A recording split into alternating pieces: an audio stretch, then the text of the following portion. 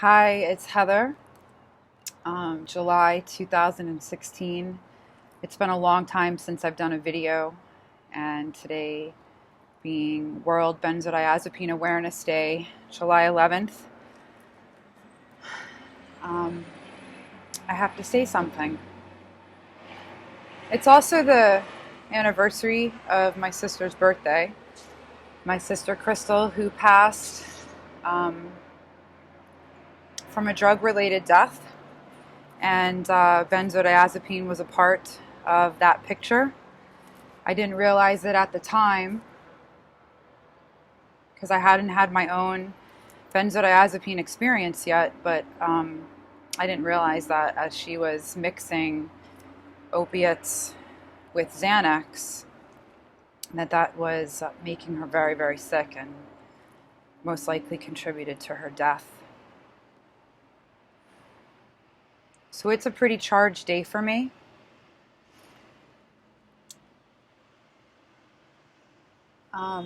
Yesterday,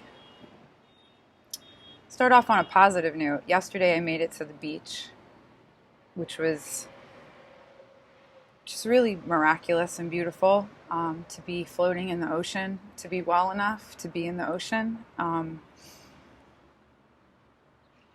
Last summer I couldn't even have imagined being on the beach. I couldn't even go down to the pool in my building. I was completely crippled in acute benzodiazepine withdrawal, and I know that people who haven't experienced this can't understand what that means.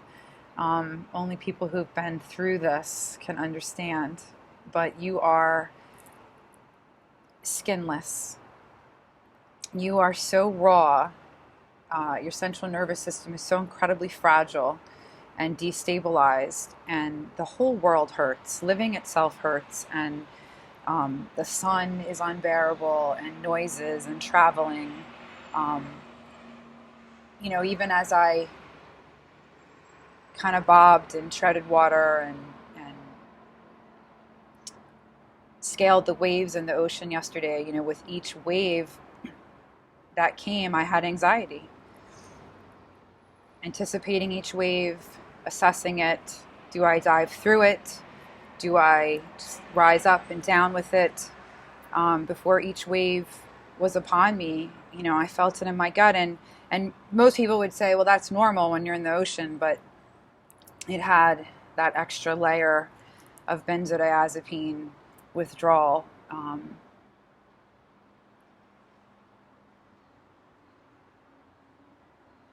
It was beautiful, though, to be in the ocean, and of course the metaphor of waves was upon me.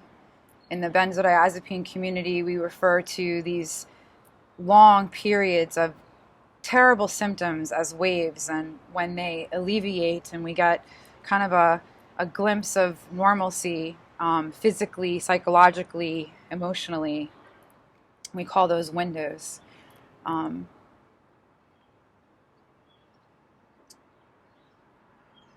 In September, it'll be 2 years since I discontinued this drug.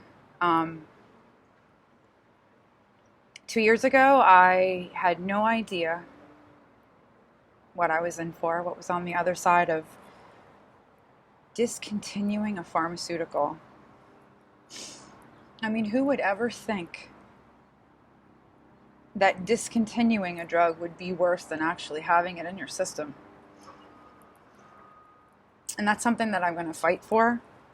I think every year with Benzodiazepine Awareness Day and all the days in between when people are shouting and blowing this whistle, I think awareness is going to grow. And one of the things that I'm working toward is more research, really, truly studying these drugs, and for doctors to understand that when you reverse them, when you pull them back, that they behave differently, and that you are traumatically stripping the body of something that it's become dependent on to function.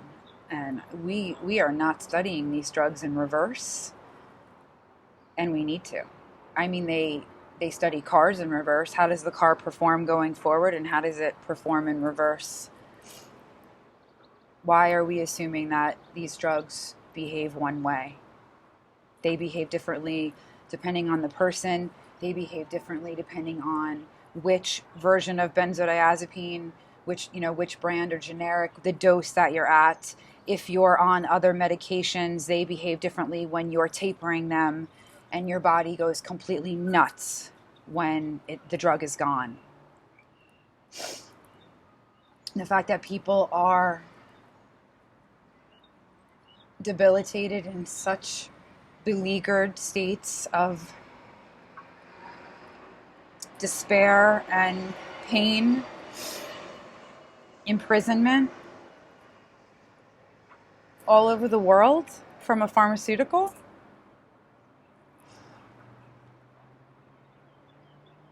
It's not okay.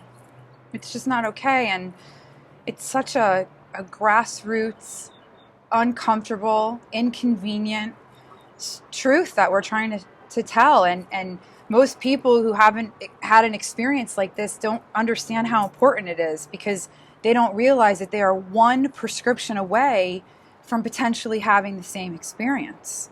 Do you know right now that you're genetically compatible with a benzodiazepine? Do you know how your GABA and your glutamate neurochemistry is operating in your body? Because some people have genetic polymorphisms that affect how GABA and glutamate are manufactured and processed in the body. And you add a GABAergic drug like a benzodiazepine or a barbiturate, which is the crap that I'm on right now, tapering right now. And you could have a recipe for absolute disaster if your chemistry isn't compatible with the drug. Why are we prescribing drugs in a one-size-fits-all way? Where did we think that chemistry was so flexible? How naive to think that we could just go in and reprogram the amount of a neurochemical and that there isn't a price to pay for that.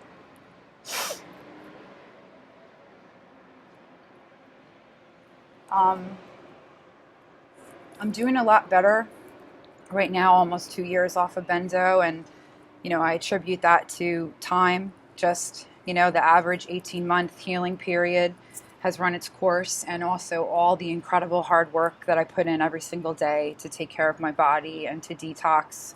And when I say detox, I don't mean the classically understood idea of detox, like somebody who's in a rehab facility. That's not what I'm talking about. I'm talking about ridding my body literally of the poisons of having to take these pharmaceuticals, all their residue, my kidneys, my liver, my adrenals, my stomach, like everything is so taxed from having to take these drugs for so many years. And so my system is so weak, and I'm supporting it daily and trying to counteract the effects of these pharmaceutical poisons.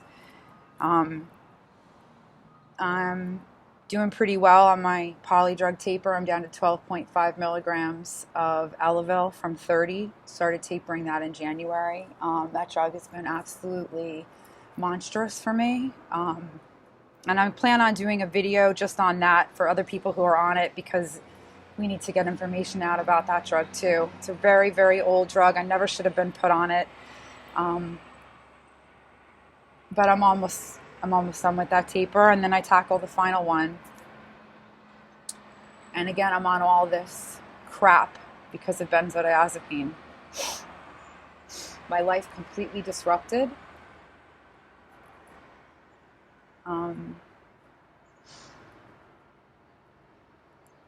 It's an important day.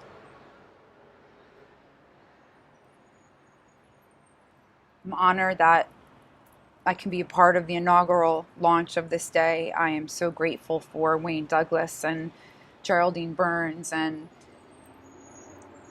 Janice Curl, Jocelyn Henderson, and all the many people who are busting their butts to get this inconvenient truth out. I mean, talk about a story nobody wants to hear. Like how lame and how unbelievable. It's got to be hard for people to believe. We live in a culture where we are raised to trust doctors. I mean, we are, right? They are revered and they have all this schooling and they're intelligent beings. And so we trust them. They take this oath, first do no harm. Makes a lot of sense. None of us are thinking that when we consult and trust and lay down our well-being at the feet of doctors, that they're going to prescribe something that they know little about and that they blindly trust, that could injure us so much.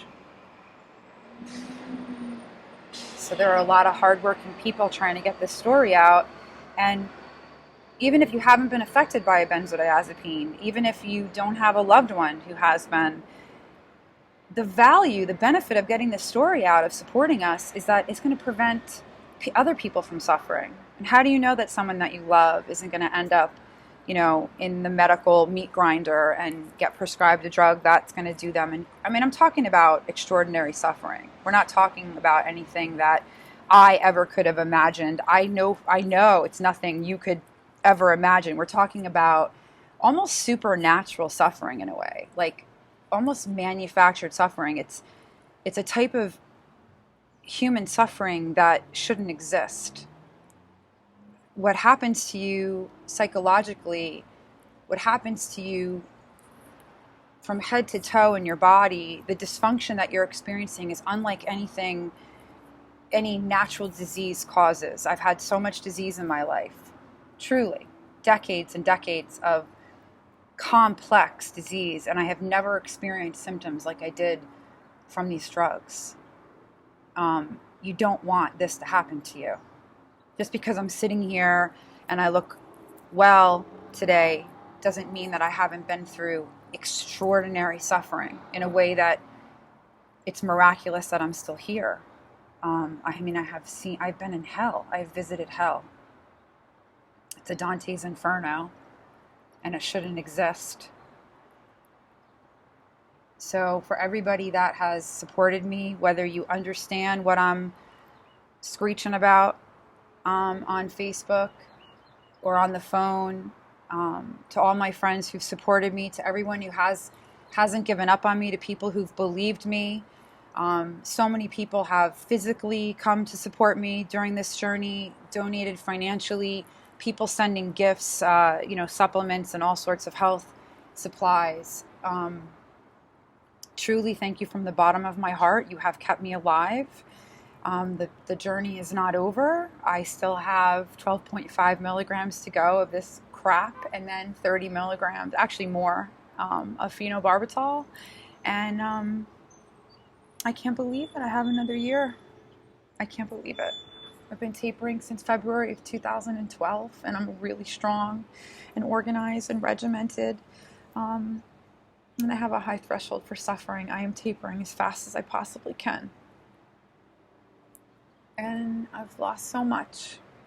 I'm filing for bankruptcy because I have not been able to stay on top of all the medical bills. I'm risking losing my disability right now. And I've lost my marriage and friendships and family relationships that can't be maintained. Not to mention the trauma, just what you lose. Your own dignity and your trust of the world. The world is such a scary place now. But I know that benzodiazepines and these other pharmaceuticals, especially these psych drugs, they are not from God. That I am sure of. That is something that I learned. God didn't create this. But God will get you through. I do believe that. I do believe that God's design is more beautiful and more resilient than man's. And benzo is from man. It's an unnatural substance. It's a chemical born in a laboratory that is not compatible with our natural bodies. It's changing things that shouldn't be changed, and doctors think it's safe. Some people can take it and be fine, and other people can take it and be destroyed by it. And I just think that the risk, cost benefit ratio, risk benefit ratio, it's not.